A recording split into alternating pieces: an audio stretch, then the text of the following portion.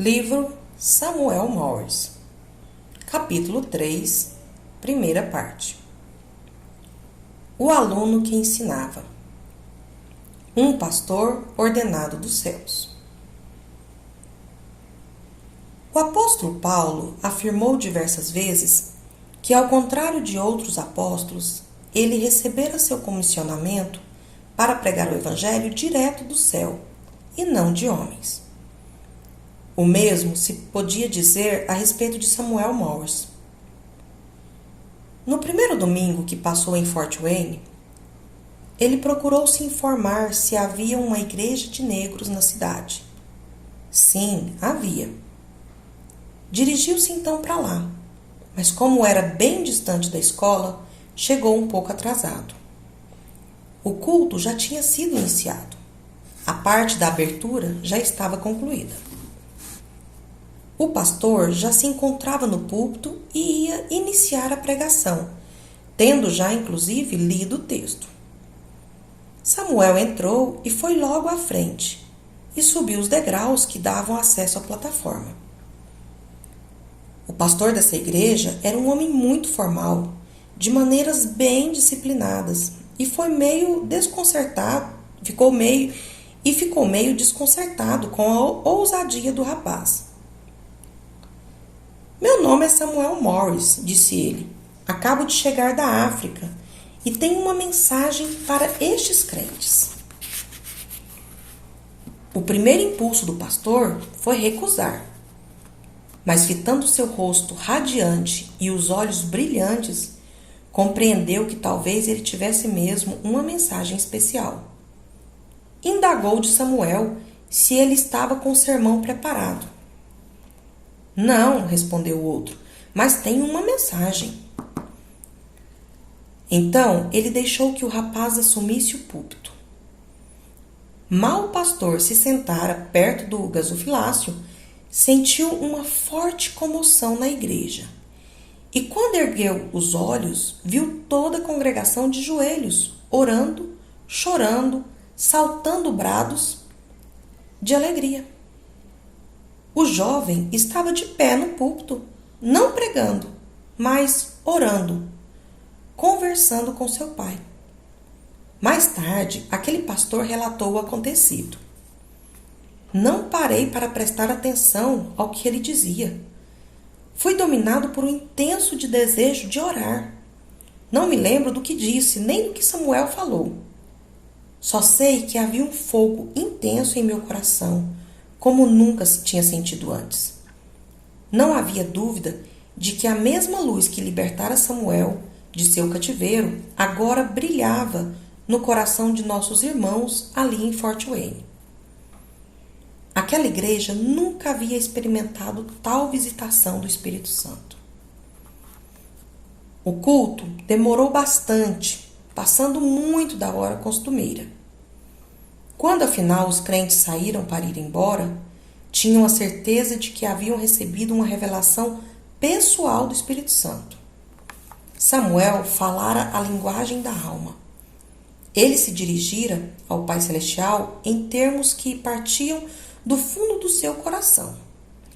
Lançara sua intercessão com fé absoluta, e o Espírito Santo estivera presente ali por causa de sua fé simples, como de criança.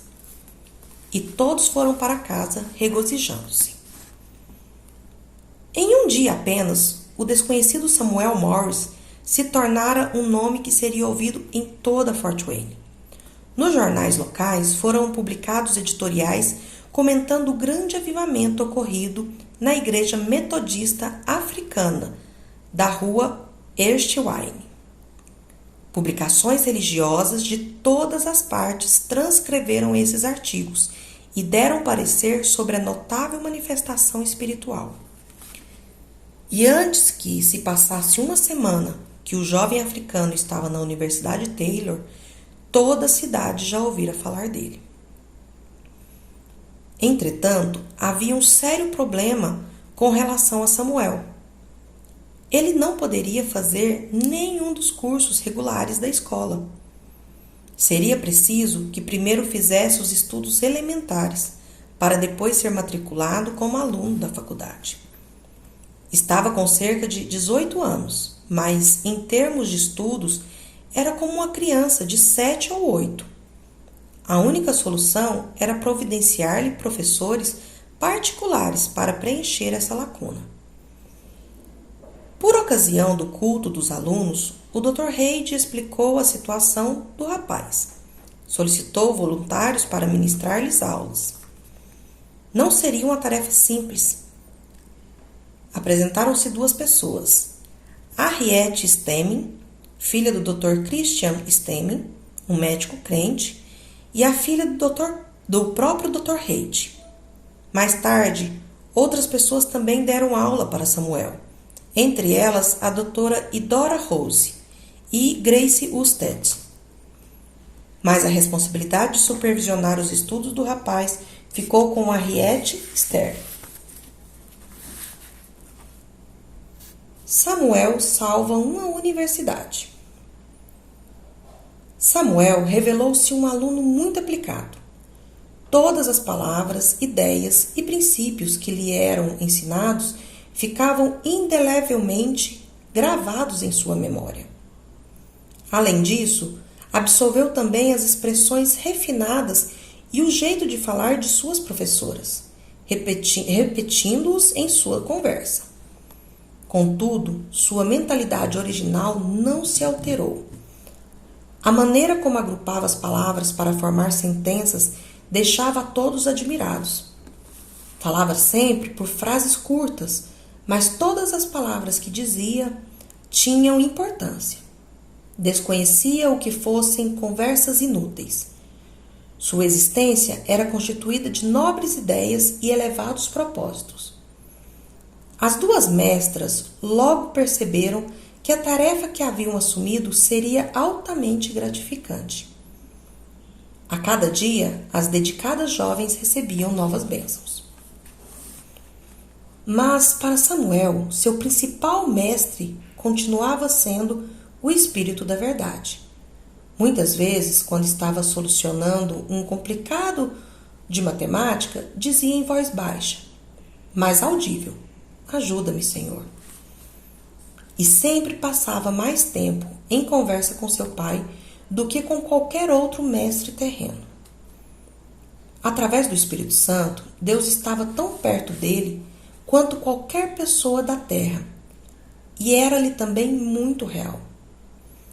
Muitas pessoas vinham de longe para ver e conversar com Samuel, mas o jovem não tinha tempo para conversa sem sentido. Assim que alguém lhe era apresentado e o cumprimentava, ele logo entregava uma Bíblia e pedia que abrisse num texto que desejava estudar, e solicitava a outro que o lesse para ele. Pretendia dessa forma ouvir a leitura da Bíblia toda.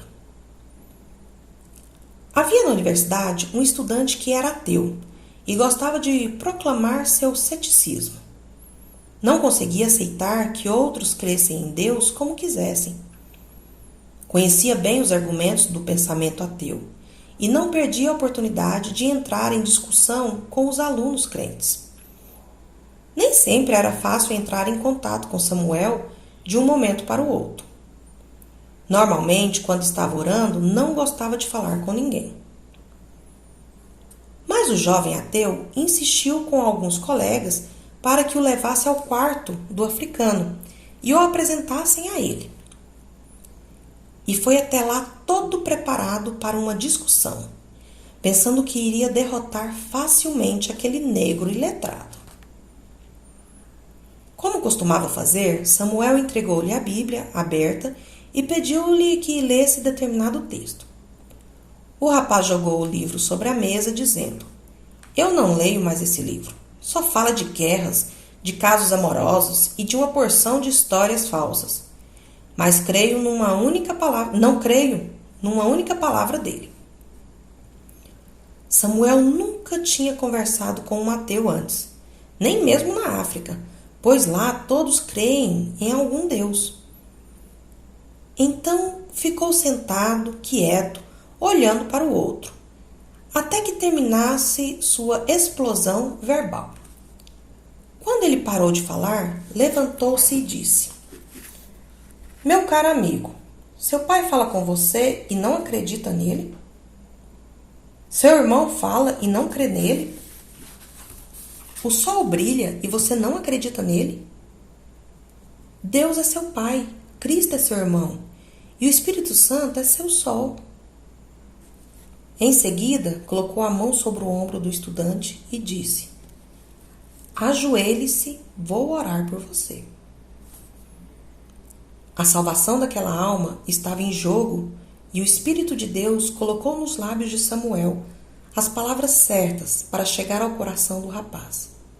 E ele conseguiu tocar suas cordas mais sensíveis. O ateu, porém, resistiu até onde pôde, mas no momento em que estava saindo do quarto, foi tocado pelo Espírito, que o convenceu da verdade. No final do semestre, quando saiu da universidade, era um crente dedicado à oração e aos serviços do Senhor. Tempos depois, aquele jovem que antes zombava do Evangelho veio a ser bispo. A influência espiritual de Samuel Morris não foi sentida apenas pela maioria evangélica da escola, mas também pelos poucos céticos que ali estudavam. Embora a maior parte do corpo estudantil fosse constituída de crentes sinceros, as igrejas e as escolas dominicais, escolas denominacionais, passavam por um período de enfraquecimento da fé, sofrendo uma crescente influência do mundo. A teoria da evolução proposta por Darwin parecia estar minando as bases da autoridade da Bíblia. O aumento da riqueza, favorecido pelas novas invenções científicas, fomenta o materialismo. Naqueles dias, o povo ainda não conseguia prever os problemas de hoje. As depressões econômicas, as guerras mundiais, as ideologias totalitárias que vieram demonstrar que a ciência, sendo uma realidade impessoal, não pode substituir o sentimento religioso, que é algo de muito pessoal. Nessa época, a Universidade Taylor era dirigida por um grupo de líderes da Igreja Metodista Episcopal e ainda tinha um padrão de ensino espiritual elevado, o que não era muito comum. Contudo, grande parte dos leigos, bem como alguns ministros da denominação, tinham apenas uma fé nominal na obra do Espírito Santo, que John Wesley, fundador do metodismo, experimentara e pregara. Wesley ensinara que só podemos ter a vida de amor e santidade que as Escrituras requerem de nós pelo poder purificador do Espírito Santo. Essa experiência imaculada, porém, não se acha totalmente isenta de tentações, havendo sempre a possibilidade de pecarmos.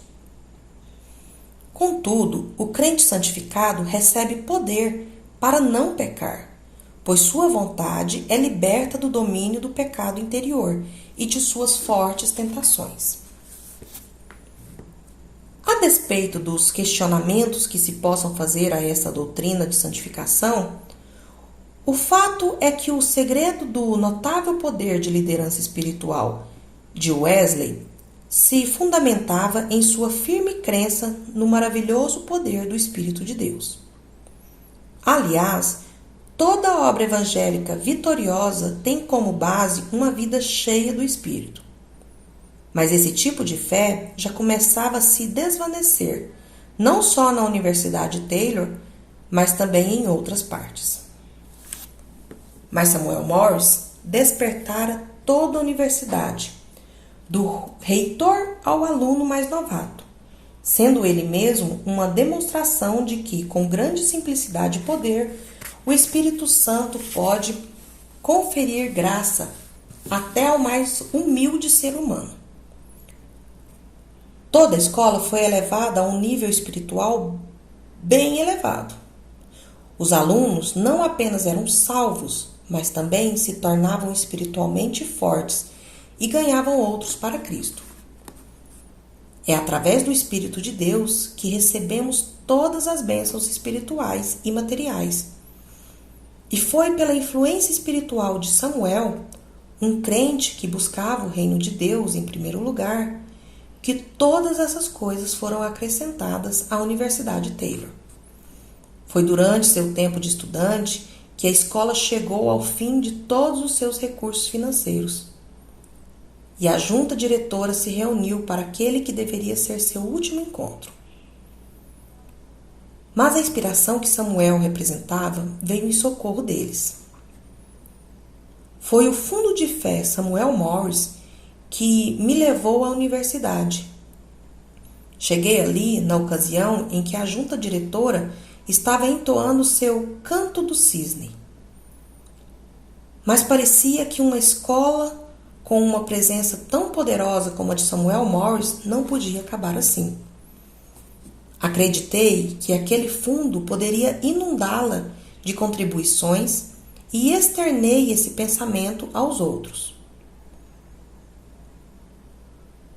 O coronel Foster, hoje falecido, na época era o presidente da junta e indagou: mas o que podemos fazer? Dentro de pouco tempo teremos de sair daqui. Para onde iremos? Venham para o Plant, retruquei. Nós os receberemos de braços abertos. Eles conversaram entre si uns instantes e depois disseram: precisamos de $10.000 e uma área de 10 acres. Contagiado pela fé de Samuel Morris, repliquei: senhores, a escola irá para o Plant. Não tenho autoridade para assinar um contrato, mas amanhã seguirei para lá. E de lá vou telegrafar para irem pegar o dinheiro e escolher o terreno. No dia seguinte, quando eu saía para pegar o trem, foi Samuel quem me ajudou a vestir o sobretudo. Eu o via como um Moisés que iria tirar a Universidade Taylor do deserto e construí-la e conduzi-la à terra prometida. Cheguei a Oakland por volta das 10 horas da manhã. Às 2 da tarde já havíamos conseguido os $10.000 e mais a quantia necessária para adquirirmos os 10 acres de terra. Em Upland só se falava de Samuel Morris e da Universidade Taylor. Foi indicada uma comissão para ir a Fort Wayne e conversar com a junta a respeito do contrato. O grupo entrou em contato com Samuel e todos ficaram muito impressionados com ele, tanto quanto nós, que já o conhecíamos havia algum tempo. Nessa ocasião, então, o contrato foi assinado e pouco depois eles vieram a escolher o terreno para a escola, optando pelo belíssimo local onde ela está situada até hoje.